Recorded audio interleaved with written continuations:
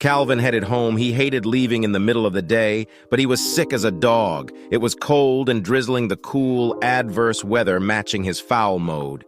He knew he had a temperature. His head was woozy, and he was so nauseous he had to force himself not to throw up. He desperately hoped he'd make it home before he did. Getting home didn't take long, but with his head pounding, his body racked with chills, and his stomach boiling, it somehow seemed longer. He made the last turn and head toward the back of the house. He unlocked the back door and staggered into the kitchen as he usually did. He heard rap music playing in the living room. That was odd. He didn't know they owned any.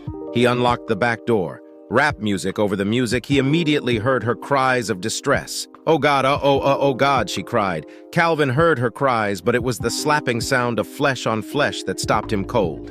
His ears picked up the distinct sound of her moaning as a loud male voice bellowed out, "That's it, oh yeah, nice and deep, just the way you like it, right?"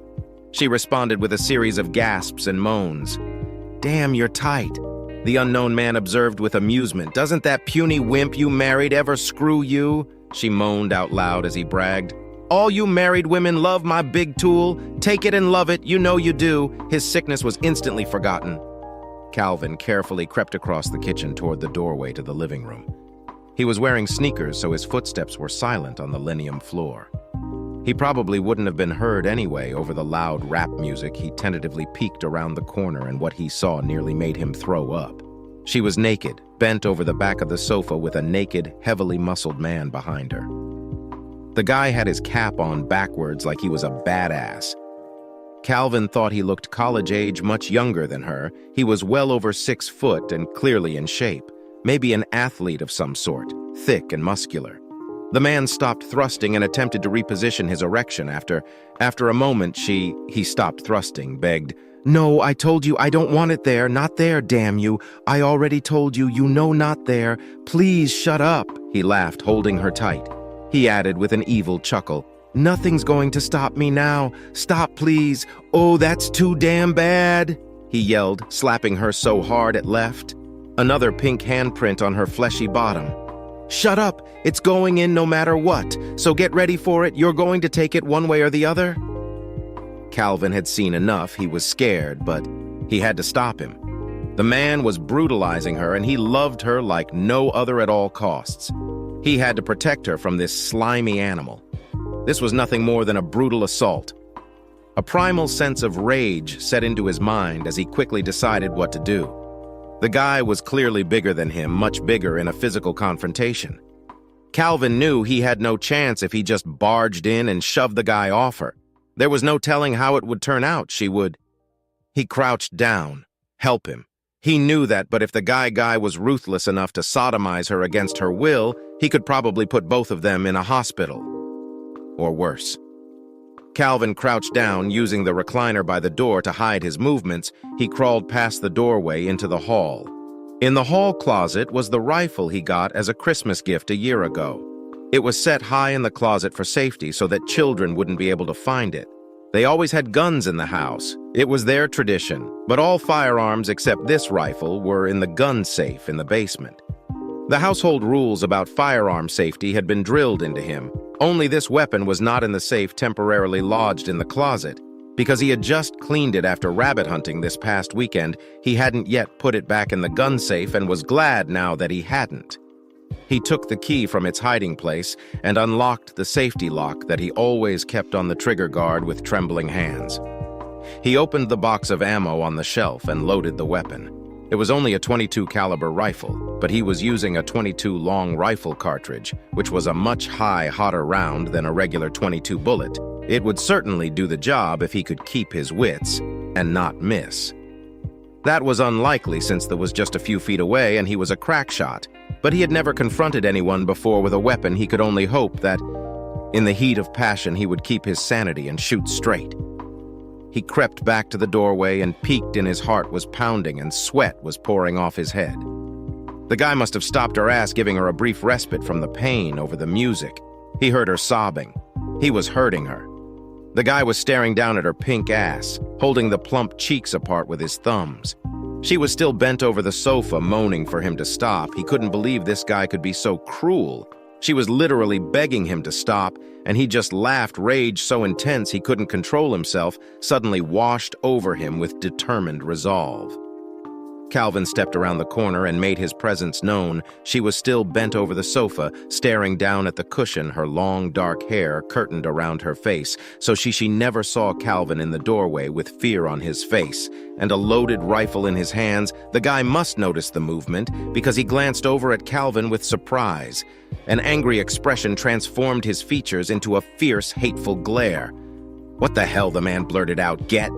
The man blurted out, "Off," Calvin said in a tremulous voice. The woman definitely heard him now. She lifted her head a little when she recognized his voice. Calvin tried to sound intimidating, but the guy must not have thought so. He faced him and sneezed. "You little, get out of here. I said get off her," Calvin ordered, pointing the gun at him now. The big man flashed a gloating look which surprised Calvin. Did he not take the gun seriously instead of complying?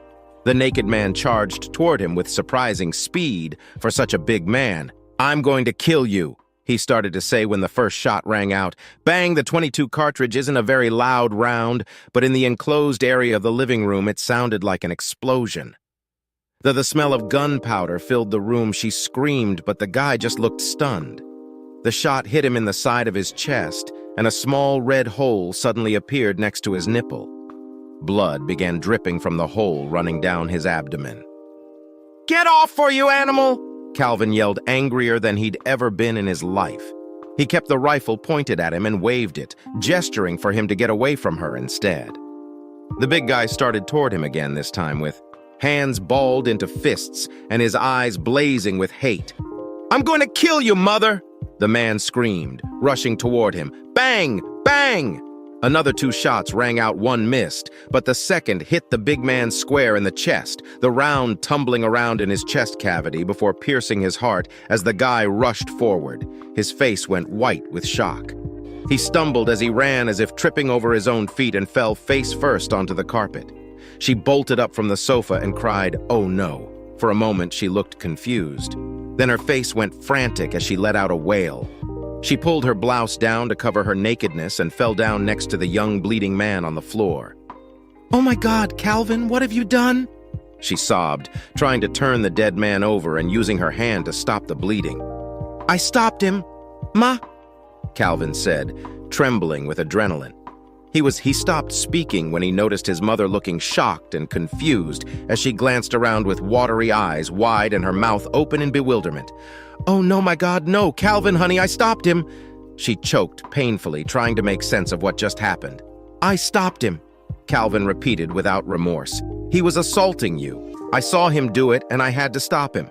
"Oh my God, hurry, honey. Call an ambulance quick," was all she could say without breaking down. The police and ambulance were there in minutes. Calvin told the dispatcher what he saw and how he shot the guy screwing his mother. The woman calmly told him to leave the gun in the house and go outside and wait for the police. They arrived. With sirens wailing and guns drawn, they made the boy lie on the ground as they searched him while they sorted out the situation. Calvin was put in handcuffs and placed in back of a squad car. 2 hours later, his father was at the police station. Tom was contacted at work and only heard that his son shot a man in their home with very few details. Under police escort, Gina was sent to the hospital in a state of shock. Tom knew she would be taken care of, so he decided he needed to see his son first. In the cell, he was sitting on a bench next to Calvin, who was quite upset about what happened. He told his father what he saw in the living room and what he did about it. He was assaulting her dad. The 16-year-old pleaded, "I saw him. He had Mom been over the sofa and was assaulting her. I had to do something." "I know, Cal, don't worry about it," Tom said consolingly. He patted his son on the shoulder. "He was a creep, all right. I have to get you out of here. You were only protecting your mother, and no one can blame you for that, but they said I was being charged with murder." Calvin sniffled. He wiped a tear away. "One of the cops said it was an ambush. They said I had the gun and should have just told him to leave her alone. I did. But he didn't leave. He came after me. I know, Wick, get a lawyer. Cal, I have to find one and get bail for you." Calvin went on in a pleading tone as if he wasn't listening. He was a big guy. "Dad, he hurt Mom. He hurt Mom. Bad. Heard her telling him to stop, and he wouldn't. He was even laughing about it as he hurt her. She was crying. I had my rifle, and I couldn't think of anything else to do. It was the next morning before he could get his son released on bail. Tom found the district attorney to be a whiny headline chasing little. Despite the boy's clear misunderstanding, he gave Calvin no credit for his age or for not realizing what was actually happening. Tom's lawyer protested, bitterly, but the DA wanted to charge him with murder and keep Calvin locked up until the grand jury could decide if there was enough evidence for a murder trial. The DA certainly thought so by the disparaging manner he described the boy. Their lawyer informed Tom that this DA wasn't a publicity hound trying to make a name for himself with the gun control crowd. There were a few cases recently of breaking and entering in which the homeowner shot the suspected burglar. He was anxious to convict one such homeowner to make an example that you shouldn't use deadly force as a first response to break-in. But while the powers that be were on the day side, they decided this case wasn't a clear case of intentional murder. The age of the suspect is what?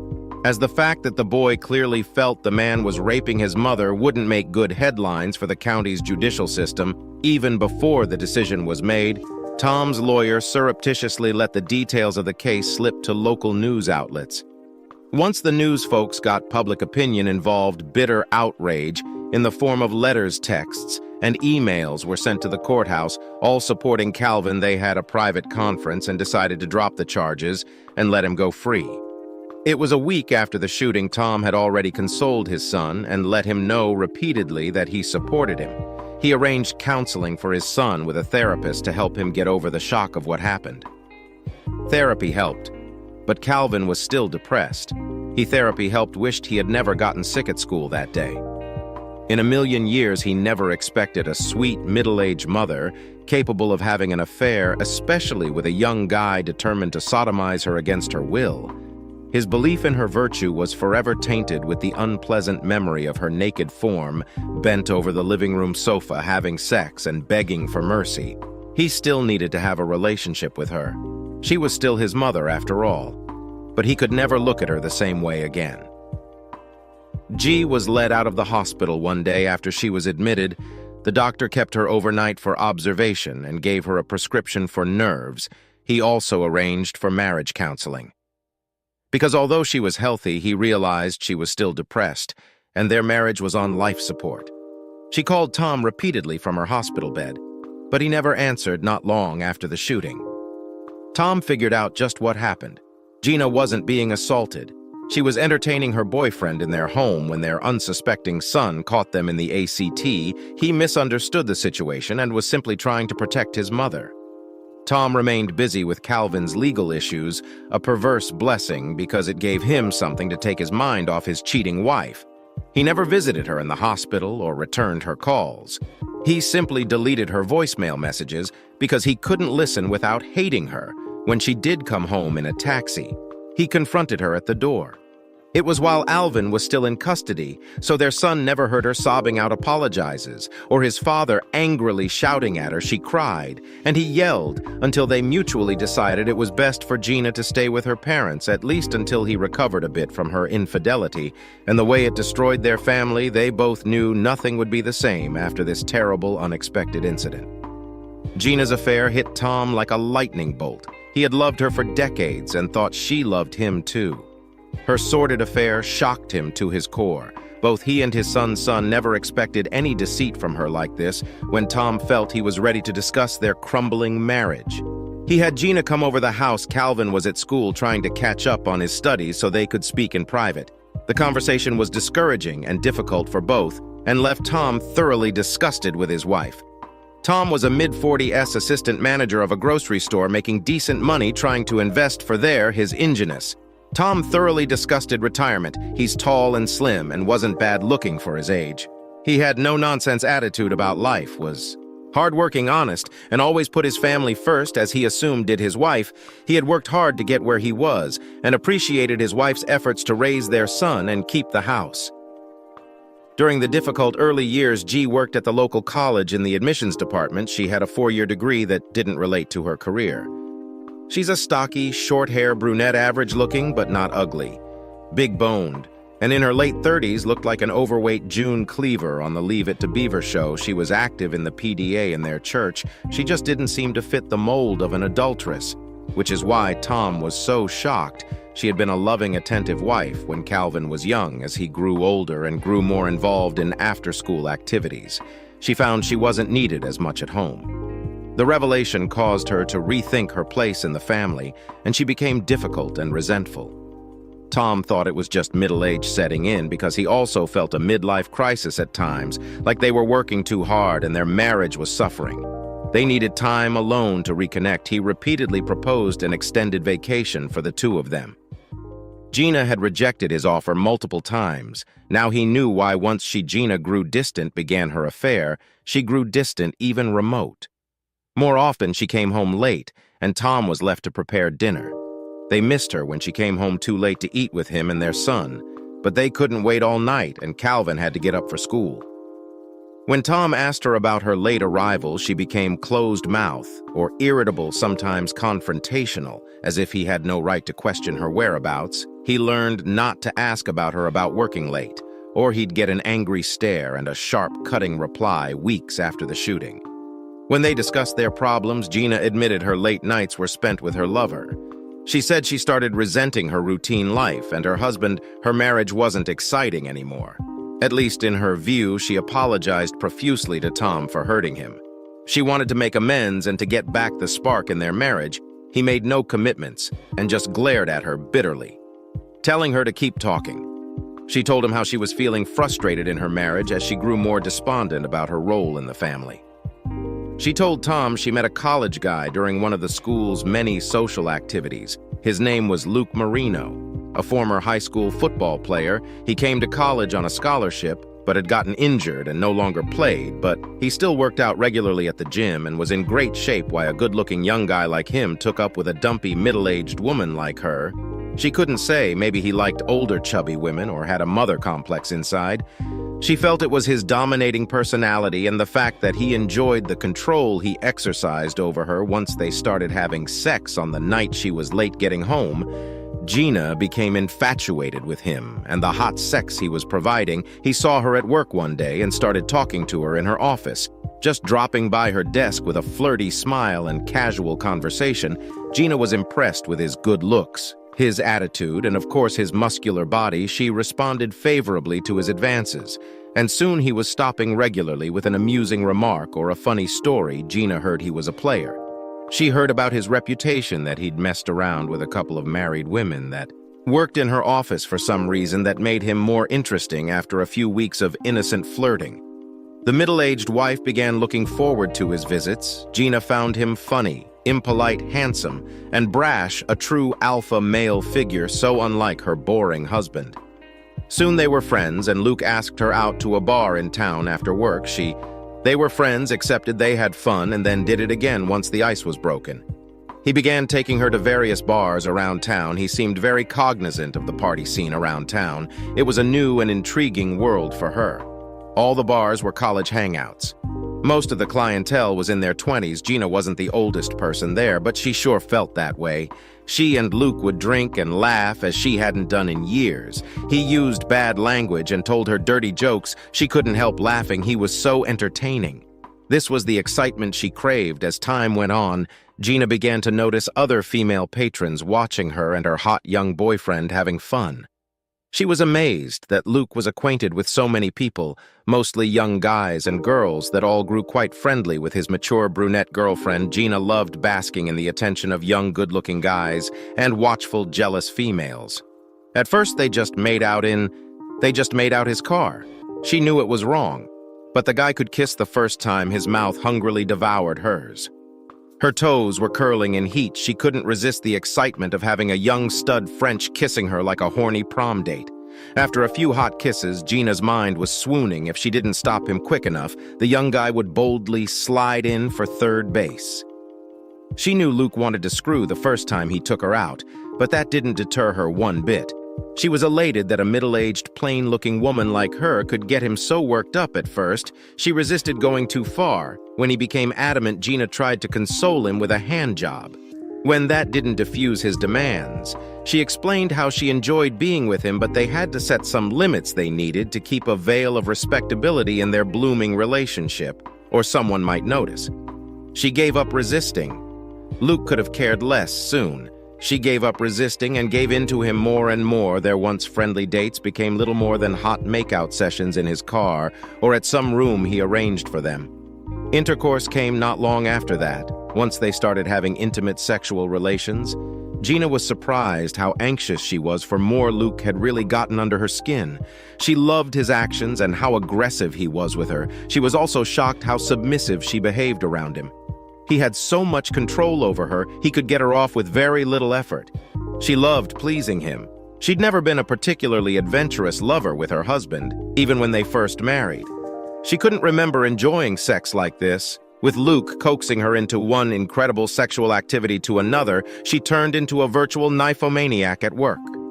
She thought about him constantly. She had to force herself to do her work and not to continually fantasize about his tool. Her mind fixated on what his plans were for the next time they were together. By now, she just about cut off her husband from sex. She still gave Tom some dull vanilla sex a couple times a month to keep him from getting suspicious. Sex with Tom just didn't do it for her anymore. She felt young and hot with Luke. Her husband was boring and old. Just the thought of relations with him was distasteful. Besides, why should she put up with pleasing her old husband when she had access to more hot sex than she ever dreamed possible? Why should she have doled Old Hamburger for dinner when prime rib was on the menu? Anytime she went home to her family, wanted each night she went home to her family. She tried to hide her true feelings. She made sure to take care of. Calvin, as a good mother should for Tom, that was another story. He was basically on his own. Now she made sure to keep the house and have a brief conversation with him from time to time. But after leaving her young lover's bed, Gina wanted more during the occasional dinner with her family. Gina's thoughts were now solely on her new young hot stud, not her family. The beginning of the end came when Luke began to complain about the cost of hotel rooms he wasn't rich in. Money was an issue. Soon his friends grew weary clearing out from their place so he could ball his latest girlfriend in a bed when he was sick of screwing her in the back seat of his car, and it became difficult to get a friend's room. He resorted to paying for a hotel. Unfortunately, his funds were soon depleted, and he wasn't willing to do that for long. His solution was to put the pressure on Gina.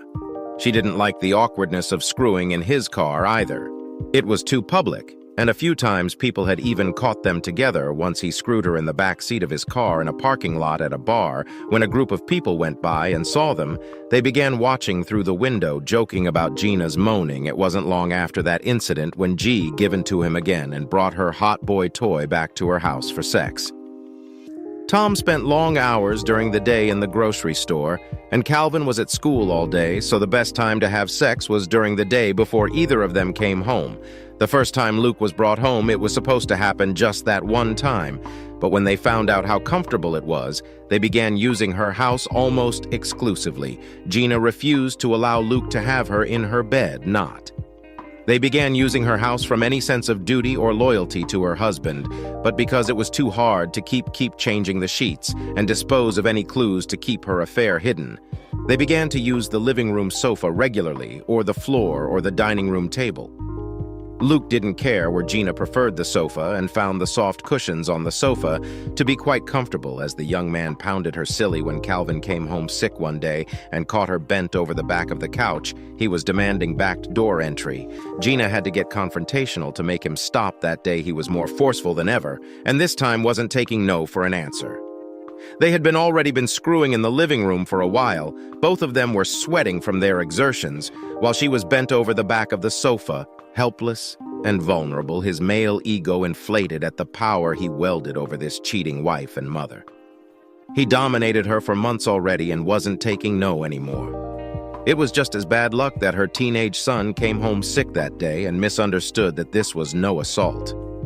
Unfortunately for him, there was a fatal misunderstanding 6 weeks after the shooting. Gina received the divorce documents. She and Tom attended a few court-ordered counseling sessions, but their progress to a normal relationship was a failure she was willing to regain. She and Tom attended a few what they had, but he wasn't, and made that crystal clear to the therapist he still had incredible anger toward her, and what had happened to their poor son. Gina had already quit her job at the college. The gossip about her affair and the shooting of her lover was too much to take. None of her co-workers wanted anything to do with her anymore, so she just stayed at home living like a hermit, a bitter woman filled with remorse and resentment about her ruined life. The process server found her at home. When she opened up the envelope, she threw them on the floor and cried a month of marriage therapy had done nothing to cool Tom's anger. He hated her now more than ever, and she knew it outside of the therapist's office. He didn't speak to her. Her son didn't hate her, but he wasn't speaking to her either. She found the settlement was fair, which was a surprise because Tom was so irate and bitter, but she knew he was a fair man, and he gave what she was due. When Tom came home from work that day, he gave her the ultimatum, and with great sadness, Gina departed the family home and went to live with her parents. She had no place else to go. They were upset with her and suffered for their grandson, but she was their daughter. They let her have her old room, paid for a therapist, and tried to get her back into the world of the living. She spent a lot of time trying to find work, but it seemed her reputation as a cheating wife and the lover of a murdered college student followed her around town like the plague. Father and son stayed together. When she left, Tom and Calvin helped each other get over their distress. Both knew it wasn't Calvin's fault that he had tried to save his mother from assault. They now knew all the details, but it was little comfort in their grief. Calvin graduated high school the next year and left town to attend college in another state. He was sick of the attention he received for the shooting and needed to make a clean start. Tom stayed in the home and kept his job at the grocery store. He put all his efforts into his work, trying to forget that dreary, bitter day when his marriage ended in a fatal misunderstanding. No one ended up happy, but life had to go on. Dear listeners, help us reach 1,000 subscribers on YouTube. Something super special awaits once we hit that milestone. Subscribe now and join the fun.